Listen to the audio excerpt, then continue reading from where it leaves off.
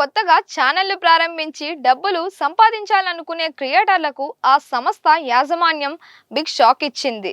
YouTube partner programme YPP నిబంధనలను సవరిస్తూ కఠినమైన నూతన మార్గదర్శకాలను ప్రకటించింది.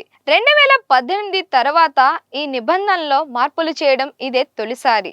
రోజు యూట్యూబ్ షార్ట్స్ వ్యూస్ 200 బిలియన్లు దాటడం, టీవీల్లో వ్యూస్ సమయం బిలియన్ల గంటలకు పైగా పెరుగుతుండటంతో ఈ నిర్ణయం తీసుకున్నట్లు సంస్థ పేర్కొంది.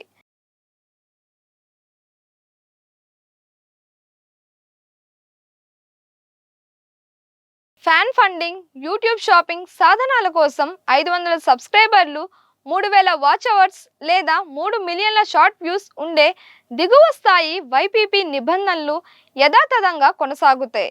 అలాగే తక్కువ ధరకే లభించే ప్రీమియం లైట్ సబ్స్క్రిప్షన్లను యూట్యూబ్ గ్లోబల్గా అందుబాటులోకి తెస్తోంది. భారత్లో ఇది నెలకు రూ. 89కే లభిస్తోంది.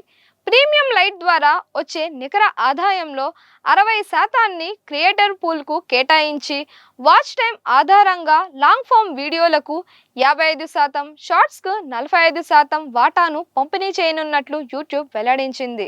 కొత్త నిబంధనల ప్రకారం ఫిబ్రవరి 1, 2027 నుండి వైపీపీలో చేరి ప్రకటనలు, యూట్యూబ్ ప్రీమియం ద్వారా ఆదాయం పొందాలనుకునే కొత్త క్రియేటర్లు గతంలో కంటే రెట్టింపు అర్హత సాధించాల్సి ఉంటుంది.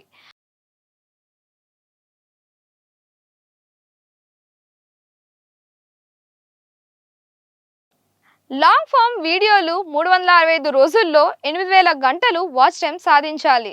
ప్రస్తుతం ఇది 4000 గంటలుగా మాత్రమే ఉంది. యూట్యూబ్ షార్ట్స్ 90 రోజుల్లో 20 మిలియన్ల 2 కోట్ల వ్యూస్ సాధించాల్సి ఉంటుంది. ప్రస్తుతం ఇది 10 మిలియన్లుగా మాత్రమే ఉంది.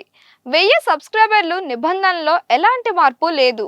ప్రస్తుతం వైపీపీలో ఉన్న 30 లక్షలకు పైగా క్రియేటర్లకు ఈ కొత్త ఎంట్రీ నిబంధన వర్తించిందని స్పష్టం చేసింది. పాత, కొత్త క్రియేటర్లు ఇద్దరిని ప్రభావితం చేసేలా షార్ట్స్ మానిటైజేషన్ పై యూట్యూబ్ మరొక రూల్ తీసుకొచ్చింది. షార్ట్స్ ద్వారా రెగ్యులర్గా ప్రకటనల ఆదాయం పొందాలంటే ప్రతి 90 రోజుల కాలంలో కనీసం 10 మిలియన్ల షార్ట్స్ వ్యూస్ కొనసాగించాలి. ఈ మార్క్ కంటే వ్యూస్ తగ్గితే షార్ట్స్ ద్వారా వచ్చే ఆదాయం తాత్కాలికంగా ఆగిపోతోంది. అయితే ఛానల్ వైపీపీలోనే కొనసాగుతూ లాంగ్ ఫామ్ వీడియోల ద్వారా సంపాదించుకోవచ్చు.